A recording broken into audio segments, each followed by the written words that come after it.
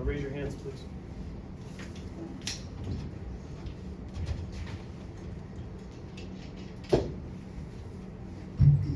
Before sorry, I shoot yelling a little bit too much tonight. Before I get going on the game, so it was Suits and Sneakers Week for cancer awareness. They've been doing it a long time with the NABC, so that's why we went with the Suits and Sneakers, which had our whole staff do Suits and Sneakers to bring awareness. If you saw it too, it was also we had some pink ribbons that the managers and support staff wore. One of our managers, Mason Benedett's mother, Susie, passed away over Thanksgiving, which is a little bit tough on the program. Mason's been with us for a while, so they all wore the pink ribbons, just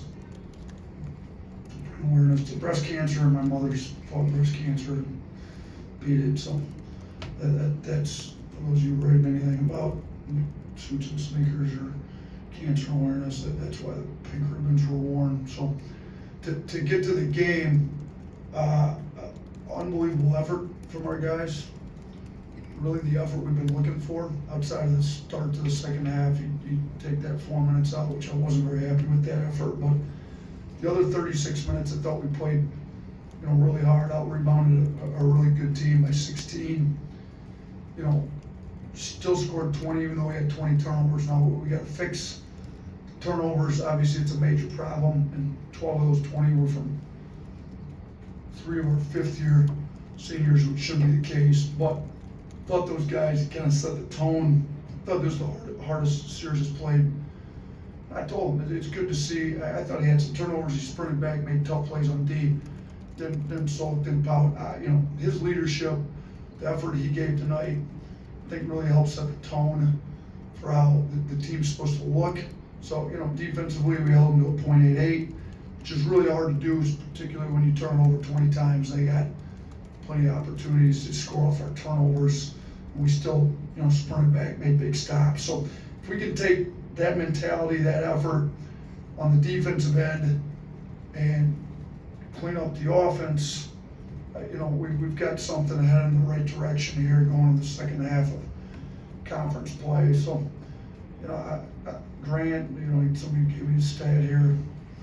Only player in the SEC this year to have 16, 10, and 5 in under 30 minutes. I think that kind of speaks to our depth.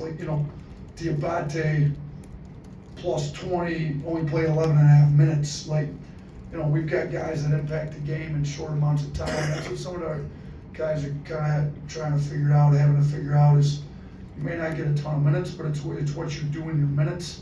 And then if you play well in your minutes, they're going to go up. So Aiden Sherrill plays 20 minutes tonight, season high in minutes, but he's also plus 16 when he's in the game. I thought his defense, in the interior, he did a good job with their bigs. You kind of look at some of the bigs shot on the day. I didn't think they shot it particularly well, and they kind of force-feeded into the post, if you will. And I thought our bigs, for the most part, Asa got going there a little bit early in the second half, but for the most part, I thought our bigs did a pretty good job pushing their catches out, forcing tougher shots.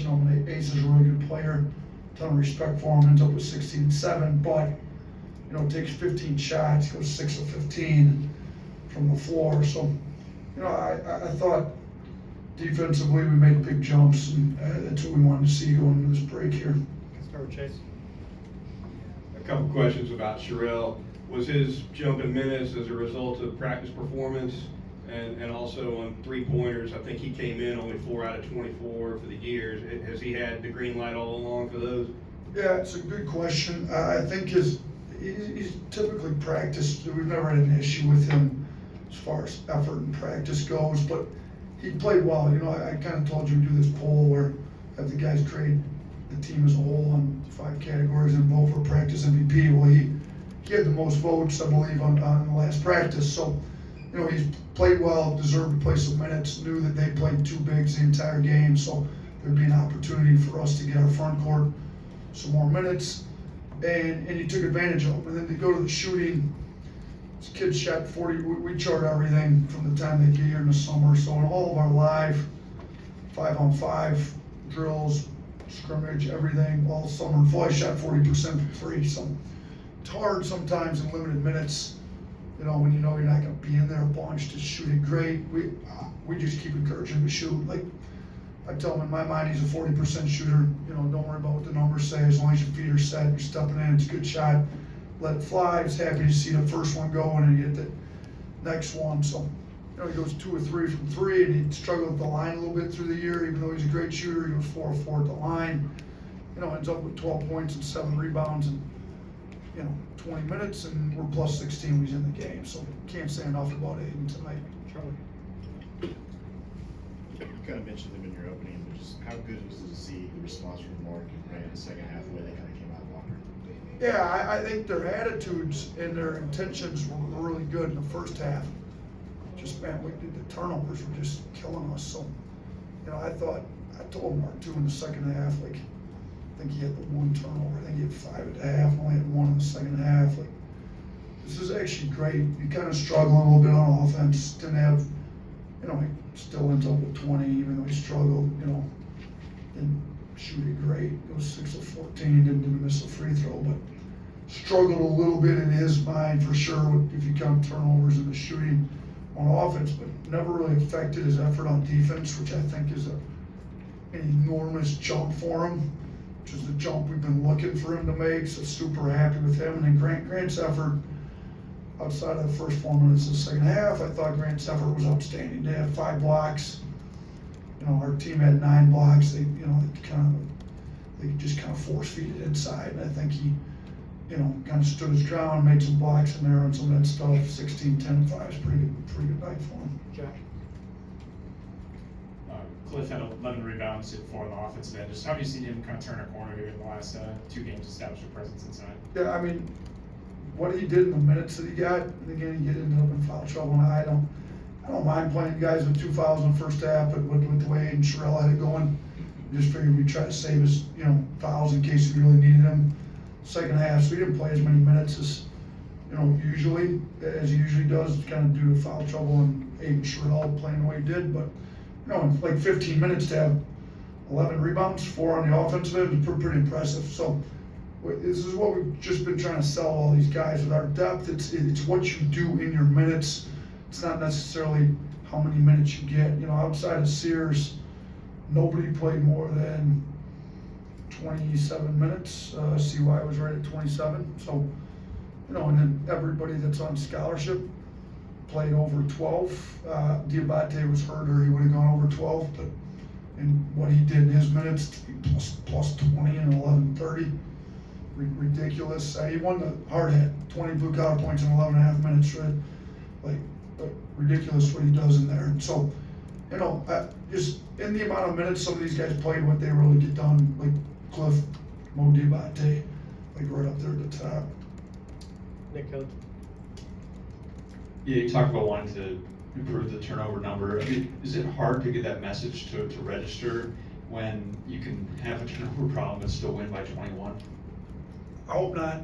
We're gonna spend a lot of time on Monday and Tuesday figuring out how to not turn the ball over, because we've had this issue way too many times, and you know, it's gonna come back to bite us if we don't get it fixed, particularly on the road.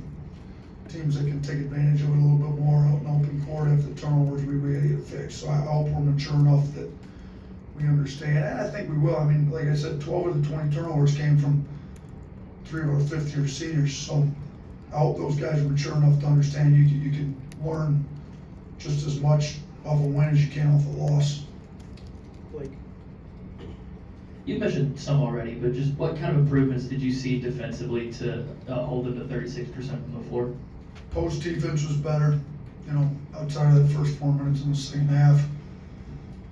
Ball screen defense was better. They don't run nearly as many ball screens as some other teams we played, but I thought it was better. I thought we got guys pushed in. We forced, you know, a lot more non-paint twos than, you know, the ball had been getting downhill to the rim, you know, way too much earlier. You know, I'm looking at our defense right now. Like over a fourth of their shots were, like 20 of their shots were non-rim twos. So, you know, I thought we did a better job True. forcing them into the shots that we, Stevens got a bad feel and didn't realize I wasn't done. Maybe that's his point, that I should be done. But, you know, I thought post defense, pick and roll defense, and then just overall effort in general, to be honest with you. Good. True. Coach, I know both of them have been banged up. They weren't really in the flow offensively. What's going to be the focus with this week off coming up with LeBaron Fallon and Darion Reed? I mean, they gotta get back in the groove. Like, they've been out too long. When you miss practice reps, you don't play well. Like, I don't even really expect them to play well, to be honest with you, because you can't just miss all these reps and then expect to walk in and be good. So, I mean, they gotta live with Clark here today, tomorrow, Monday, Tuesday, Wednesday. Like, they gotta get healthy so they can get practice reps, so they can get back in the flow and get playing like they're capable of playing. Yeah, I mean, their effort was great. I had no issue with their effort, but you kind of look at what they were, the two of them combined to go for 6. No, it's hard. Like, if you don't get practice reps, you know, you look, I mean, they go for 6 and 2 assists and 4 turnovers between the two of them. Like, and it's not like, they're not trying to play bad. It's just, in order to play well, you gotta get your reps. They're missing game reps, they're missing practice reps, so we gotta get those two healthy and so they can help us down this stretch run. Last one, Tony. Grant talked about how he's always chasing the blue collar points. Have you seen more of an effort, from everyone on the team since that Ole Miss game where you guys didn't have any, or you didn't have as much? Yeah, we didn't have any, he's not far off. Yeah, I have. I mean, Sears had 14 tonight. Grant was a half of 1 behind.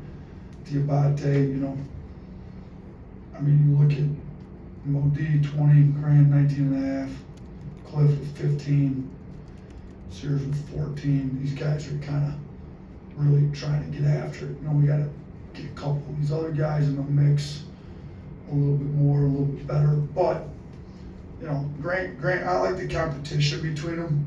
Grant and Modi are kind of the two that I guess would have wanted the most this year.